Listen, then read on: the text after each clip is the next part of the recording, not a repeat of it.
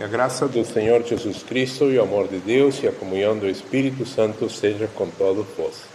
Amém. A passagem da epístola que há pouco nós temos lido, neste quarto domingo de setembro de 2024. Passagem de Tiago, e vamos nos deter nos primeiros 10 versículos do capítulo 4 de Tiago. Como antes eu disse, há um hebraicismo. O que é um hebraicismo? Jeitos de falar que pertencem especificamente à língua hebraica. O hebraicismo é adúlteras, né? Mas aqui aparece, sim, no versículo 4 de Tiago 4, aparece a tradução adúlteros e adúlteras. Mas no original em grego não está adúlteros e adúlteras, está somente adúlteras. E aí alguém pode se perguntar, mas por que acrescentaram a palavra? Porque o hebraicismo abrange tanto homens como mulheres, né? Só que o hebraicismo era especificamente isso, de chamar a um homem que abandona os caminhos do Senhor, de chamá-lo de adúltera. Esse é o hebraicismo. O que aconteceria se traduzissem corretamente adúlteras? Não sabeis vós que a amizade do mundo faria o quê? Traria como resultado que os homens lavariam as mãos. Não, isso é só para as mulheres, porque está bem escrito aí, adúlteras, né? Os homens acusariam as mulheres. Não, as mulheres que fazem isso. Mas a tradução abrangeu. A tradução está... A interpretação, né, está correta. Adúlteros e adúlteras. Não tem, né, para onde fugir. Se refere a todos os homens e mulheres, né? Nessa passagem de Tiago, nos primeiros 3 versículos, nós vemos a fonte das dissensões, das guerras. Nós dizemos os pegas, né? A fonte dos pegas. Onde tem essa fonte? Essas rixas, essas brigas que temos.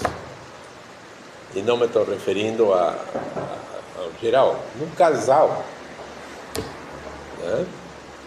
Os dois são cristãos. Ela é uma mulher cristã, ele é um homem cristão. Nunca quebram os pratos, quebram. E em algumas situações, feio. E aqui a palavra de Deus nos diz de onde vem isso, né? No versículo 1, porventura não vem disto, a saber dos vossos deleites, que os vossos membros se guerreiam. Esse é o grande problema nosso. Quando estamos de cabeça fria, tranquilos, pensamos, imaginamos coisas boas. Nos leva para alguma passagem das Escrituras? Sim. Romanos capítulo 7.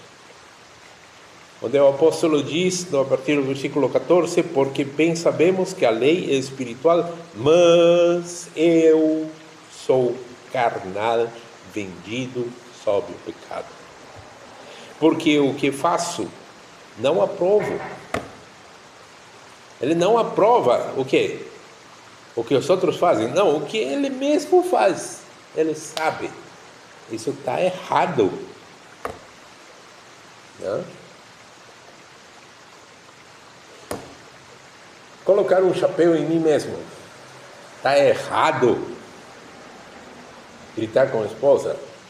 Está errado. Eu não vou dizer, não, está certo. Putz, eu assino abaixo. Está errado. O que eu faço? Não aprovo.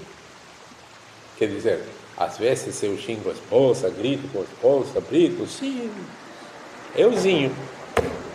Isso serve para todos, né? Uma senhora, pastor, Então está errado eu incomodar meu marido. O cara está tranquilo lá, vendo seu celular, vendo, sei lá, televisão. Eu, Jaque, o nome do marido? Não, já que tu não está fazendo nada, e aí inventa trabalho para o cara. Ela estava querendo descansar, né? Mas já que tu não está, inventa trabalho, alguma coisa. Mas deixa eu descansar aqui, deixa eu sossegar um pouco. Não, porque... E começa uma briga. Então está errado isso? Sim, está errado. E de onde vêm essas coisas todas? Vem da nossa natureza decaída, né?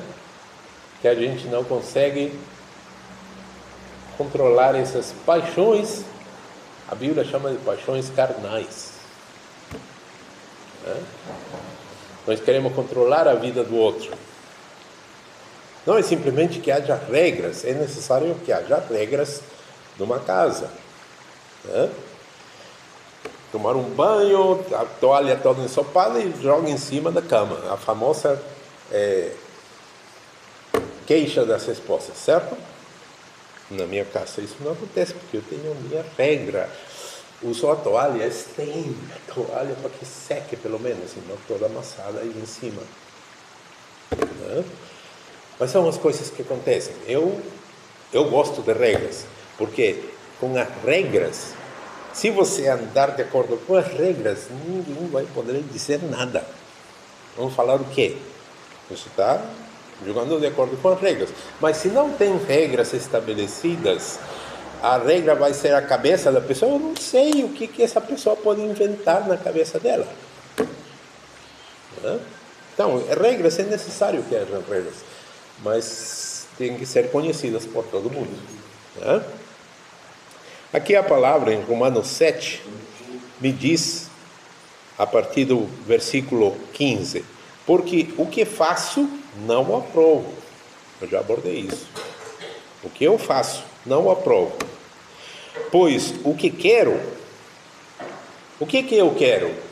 É aquilo que eu falei. Quando a gente está de cabeça fria, tranquilo, deseja o quê? Coisas muito boas. O que eu quero, não o faço.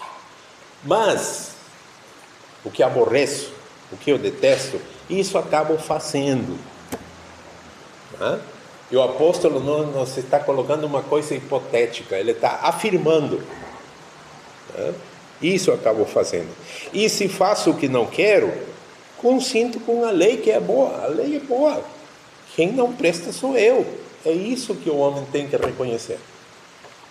Homem e mulher. Eu tenho que agora dizer homem e mulher, porque as mulheres não digam, não, eu não. O pastor só falou dos homens. Não, é homem e mulher. É a natureza humana. Homens e mulheres, uma natureza decaída. De maneira que agora já não sou eu que faço isto, mas o pecado que habita em mim. Porque eu sei que em mim, isto é, na minha carne, não habita bem algum. Com efeito, o querer está em mim. Que querer? Aquele querer coisas boas. Esse querer coisas boas, todo ser humano tem. Mas não consigo realizar o bem. Isso é algo que nós devemos ter sempre conosco. Capítulo 7 de Romanos. Sempre temos que ter isso com a gente. Não consigo realizar o bem, porque não faço o bem que quero. O bem que eu desejo, que eu almejo. Minha família gostaria que fosse assim. Isso quando a pessoa está com cabeça fria, né? Mas o mal que não quero, isso acabo fazendo quando esquentou, né? Ora, se eu faço o que não quero, já não o faço eu, mas o pecado que habita em mim. Acho então esta lei em mim, que quando quero fazer o bem, O mal está comigo. Porque segundo o homem interior, tenho prazer na lei de Deus. Mas vejo nos meus membros outra lei que batalha contra a lei do meu entendimento. Batalha contra a lei daquilo que eu sei. E me prende debaixo da lei do pecado que está nos meus membros. Miserável homem que eu sou. Voltando para Tiago, então, de onde vêm as guerras e pelejas entre vós? Porventura não vendisto a saber dos vossos deleites que nos vossos membros guerreiam? Cobiçais se nada tendes, matais se sois invejosos. Matais. Sim, muitos de nós já temos matado gente. Não, eu não, pastor, eu nunca. Não, se refere aqui a matar, pegar uma arma, disparar, preparar um veneno e dar para a pessoa tomar, comer. Não, não está se referindo a isso. Não está se referindo a assassinar, a sangue frio. Não. Está se referindo a uma raiva tão forte. Nós já tivemos isso, já experimentamos isso. Não? Nós já experimentamos. Uma raiva tão forte contra alguém. Não? Cobiçais se nada tendes, matais se sois invejosos. Muitas vezes a inveja não se escuta. Não? A inveja muitas vezes é semelhante àquela cobiça que o Senhor Jesus se referiu quando, falando com os fariseus, disse para eles: ouviste que foi dito, não adulterarás, mas eu vos digo, qualquer que olhar para uma mulher, olhar, e no seu coração a cobiçar, já adulterou com ela. A regra de Jesus é interna.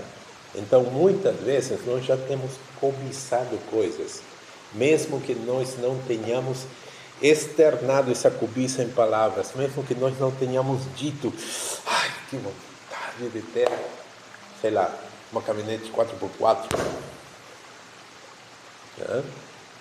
de 500 mil.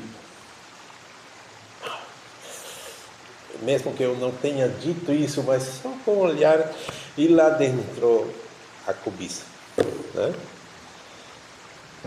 Tenha invejado, né?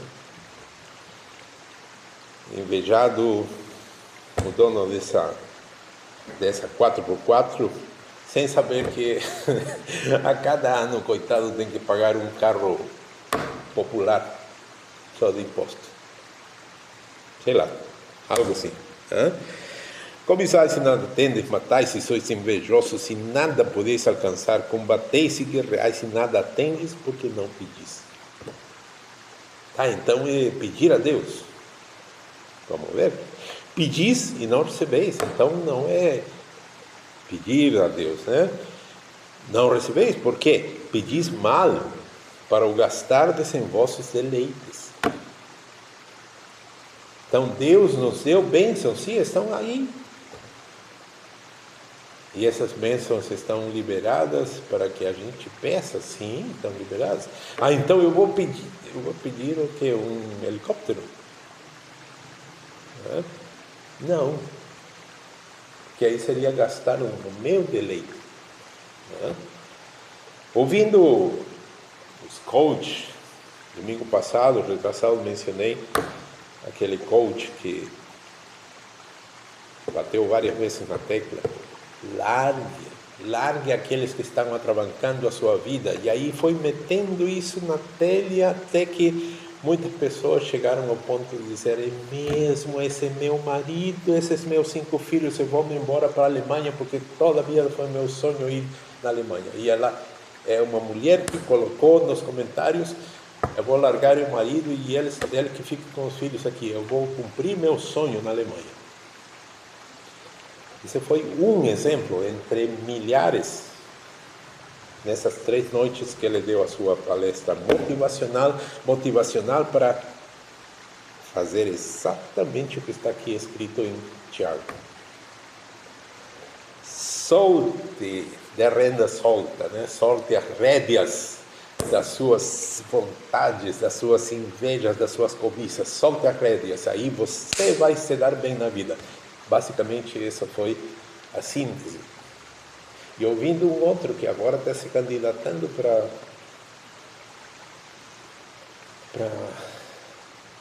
São Paulo, é a mesma coisa.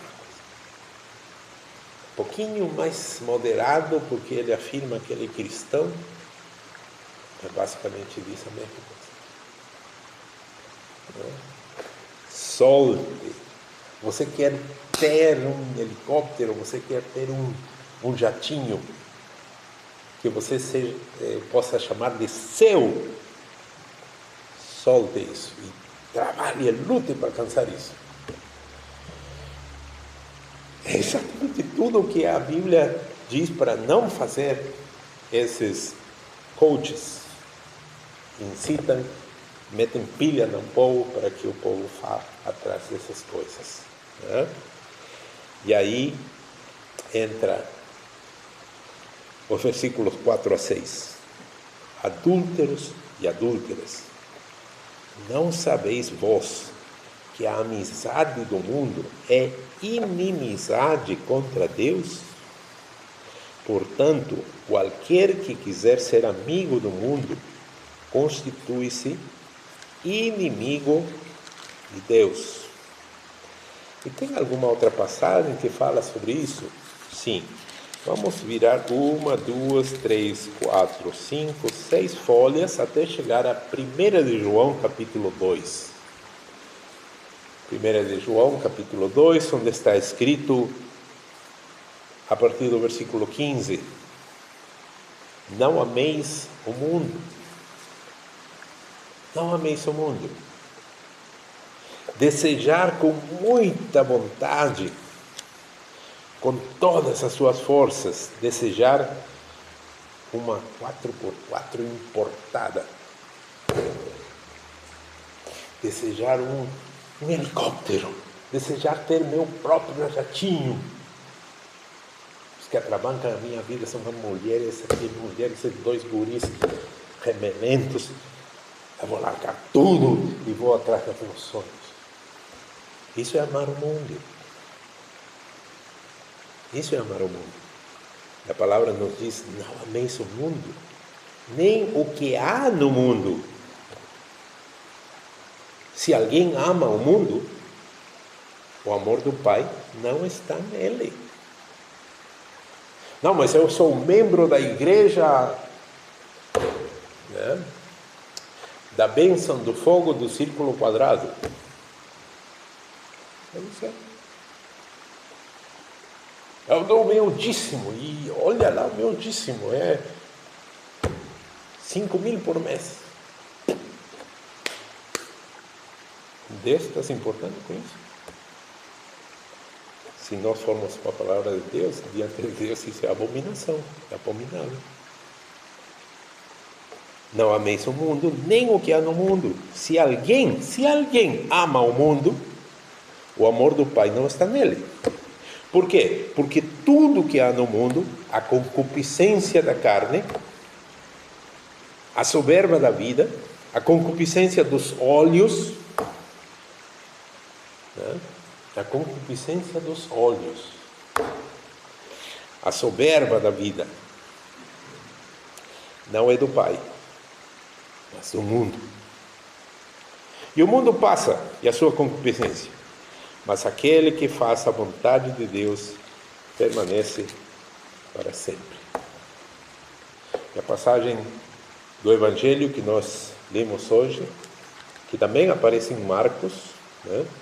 Passagem de Mateus 18. Senhor, quem é o maior? Por que os apóstolos estavam com essa rixa? E não foi uma vez, foram várias vezes, várias ocasiões em que entre eles havia essa rixa de quem era o mais bambambam dos apóstolos. Lembram? Não foi uma vez. Está registrado Em várias ocasiões eles discutiam entre si, e entre si, não diante do Senhor Jesus. Até que lá em Mateus 18, eles criam coragem e perguntam, né? Mas não perguntaram: Senhor, qual de nós aqui é o mais? Não perguntaram isso. Senhor, no reino dos céus, quem é o maior? Lá no reino dos céus, tá? Aqui entre nós está tranquilo, tá?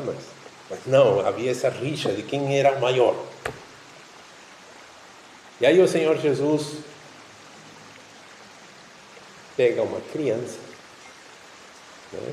Criancinha pequena, e colocou no meio e disse: se vocês não se tornam como essa criança, né? Ele deu a resposta: se não vos tornardes como esta criança, de maneira nenhuma entrareis no reino dos céus.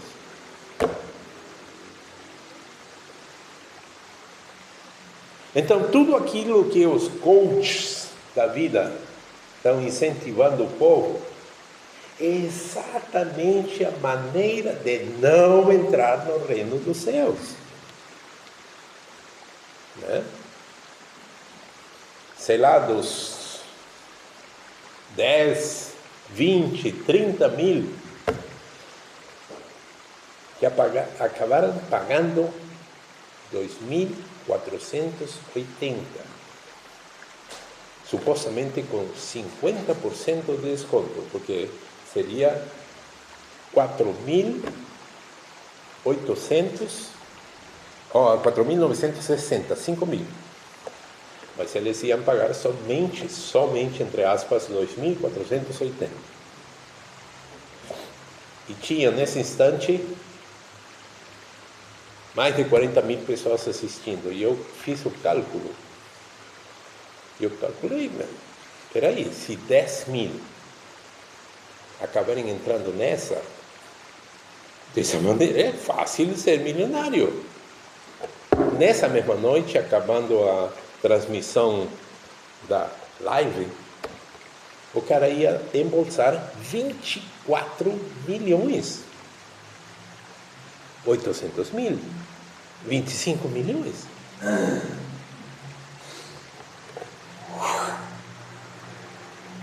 É o caminho da riqueza.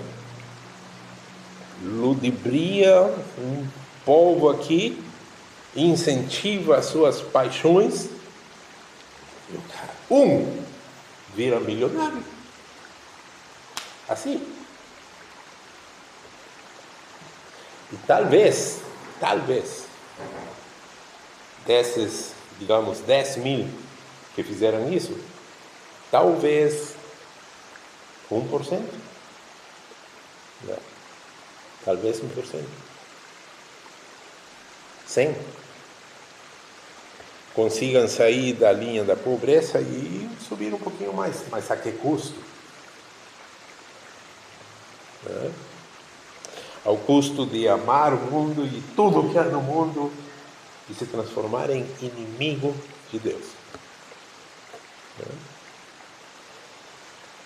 Adúlteros e adúlteras, não sabeis vós que a amizade do mundo é inimizade contra Deus? Portanto, qualquer que quiser ser amigo do mundo, constitui-se a si mesmo inimigo de Deus. Ou cuidai vós que em vão diz a Escritura: o Espírito que em nós habita, tem ciúmes. O Espírito que em nós habita. Aqui não está se referindo a pessoas que não são cristãs. Aqui está se referindo especificamente a pessoas cristãs. Não amem o mundo nem nada do que há no mundo. Tudo que está no mundo vai passar. Tudo que está no mundo está debaixo de maldição. Desde quando? Desde lá. Quando Adão, nosso primeiro pai, cometeu o pecado e Deus disse: maldita é a terra por tua causa. Desde lá, esse mundo é um mundo tenebroso. vai passar. Em certa ocasião, lembrem aquela passagem, quando o Senhor Jesus disse: assim é todo aquele, né, que não é rico para com Deus. Lembram aquela passagem? Existe uma riqueza, que é uma riqueza para com Deus, mas que aos olhos do mundo diriam: pobre coitado. E lá em Hebreus nos fala de quê? Dos heróis da fé, homens que se vestiam com farrapos, vamos dizer assim, que moravam não em palácios, moravam nos antros, nas cavernas. Certa ocasião, lembramos aquele jovem: Senhor, eu vou te seguir aonde tu fores. E o Senhor Jesus disse: olha, as aves têm os seus ninhos, as raposas têm os seus covis, suas toquinhas aí. O Filho do Homem não tem onde repousar a cabeça. Afim?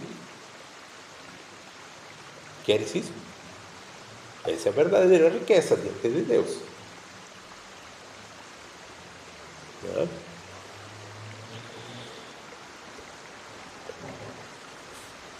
Tiago 4,6, antes, ele dá maior graça a esses que procuram essa riqueza diante de Deus. Deus é a maior graça. Eu vos digo que dos nascidos de mulher, ninguém é maior do que João o Batista.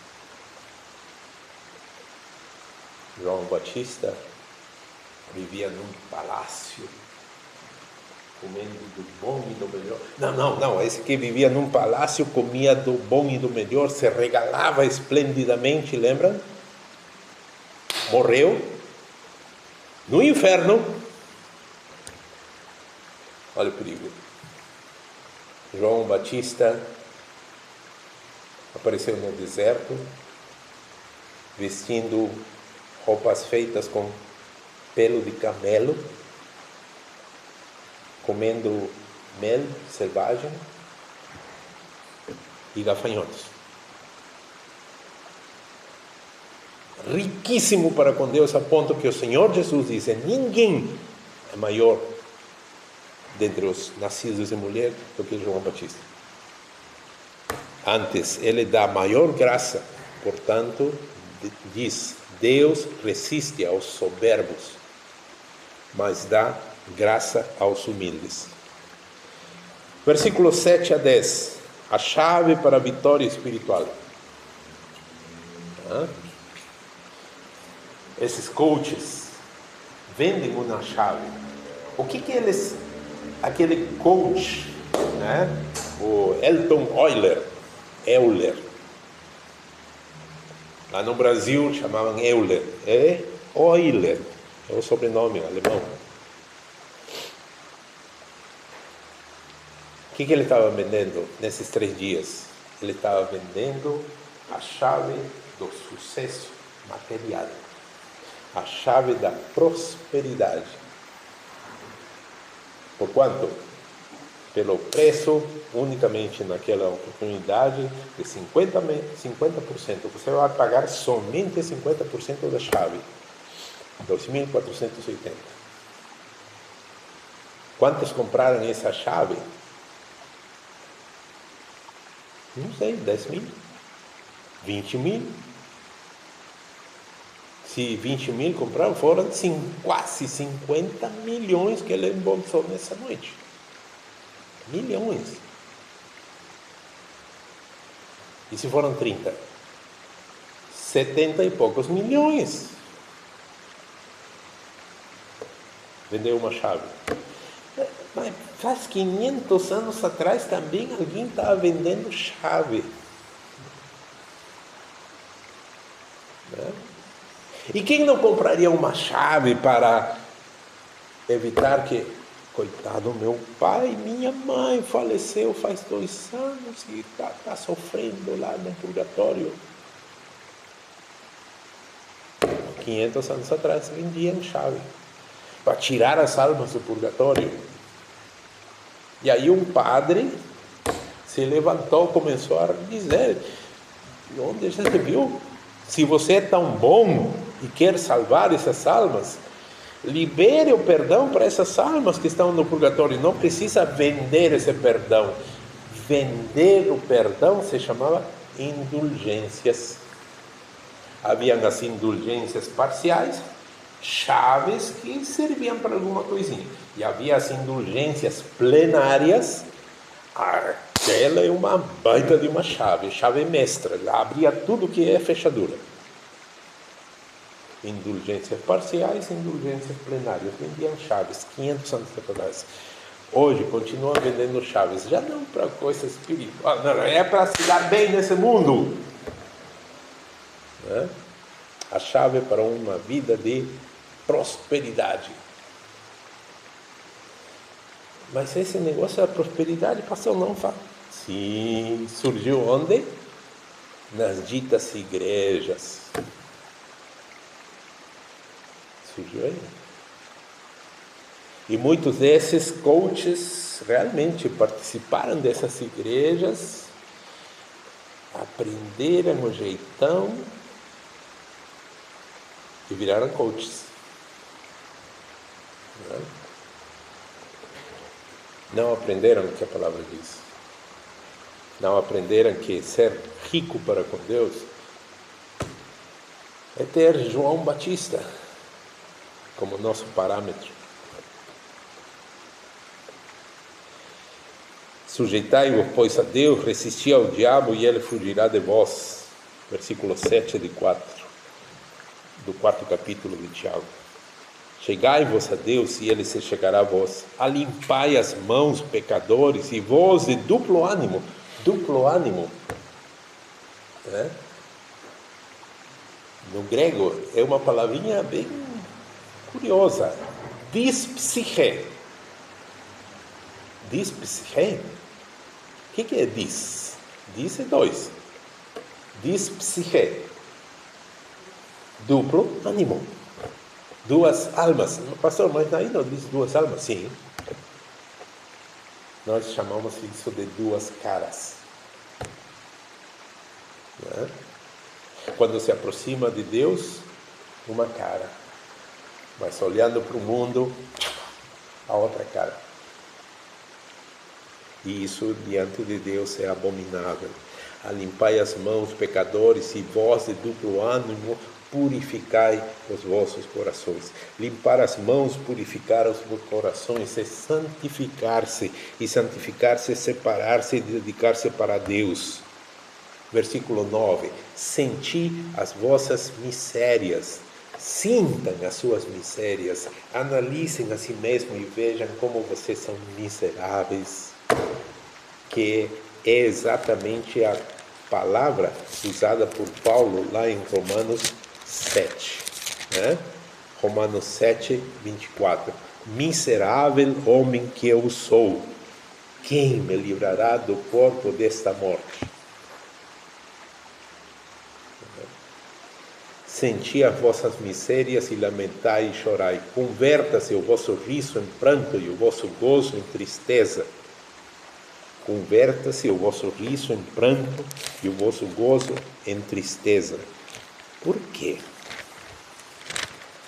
Lá no Antigo Testamento, no livro de Jeremias, chamado Lamentações, capítulo 3, versículo 39. De que se queixa, pois, o homem vivente? De que se queixa o homem vivente? Queixe-se cada um dos seus pecados. Jeremias 3, 39. Converta-se o vosso riso em pranto e o vosso gozo em tristeza. Intente olhar a si mesmo como Deus está lhe vendo nesse instante. Não com a máscara. Lembra da palavra em latim? A palavra máscara em latim tem dois N's comparado com a palavra em espanhol. Como se diz pessoa em espanhol? Se diz persona. E em latim tem dois N's, persona. E que significa persona? Persona em espanhol, pessoa em português. Em latim, persona significa máscara. Então, quando nós dizemos, sem vergonha nenhuma, dizemos, eu sou uma pessoa, estamos dizendo que eu sou uma máscara. E essa é a verdade, nós somos máscaras. Máscaras. E por um instante, sinta a sua miséria. Por um instante, olhe-se como Deus olha para nós. O que Deus olharia em nós? Nós sabemos, diante de todo mundo, usamos uma máscara. Todos nós. Diante da esposa, usamos máscara. A mulher, diante do marido, não usa um véu, não usa um hijab, usa uma máscara. Isso não é a nossa natureza humana. Mas nós sabemos que estamos usando essa máscara. E nós sabemos que Deus nos vê como somos. Sem máscara nenhuma. Nós não conseguimos colocar uma máscara diante de Deus. Ele vê exatamente como somos. Por isso, Tiago diz aqui no versículo 9 do capítulo 4, senti as vossas misérias, lamentai e chorai. Converta-se o vosso riso em pranto e o gozo em tristeza. Arrependa-se. Arrependa-se. E arrepender-se é uma metanoia, uma mudança de mente, de padrão mental. Tem um padrão mental que serve para esse mundo e tem um padrão mental que é diante de Deus. E é um processo. Sair das trevas, lusco-fusco, ainda não é luz plena, mas o objetivo nosso é caminhar em direção à luz. Esse é o objetivo nosso. Humilhai-vos diante do Senhor e Ele você saltará. Irmãos, ainda não se manifestou, que havemos de ser. Sabemos que quando Ele se manifestar, seremos semelhantes a Ele. 1 João, capítulo 3, versículo 2. Agora somos filhos de Deus, e ainda não é manifestado o que havemos de ser.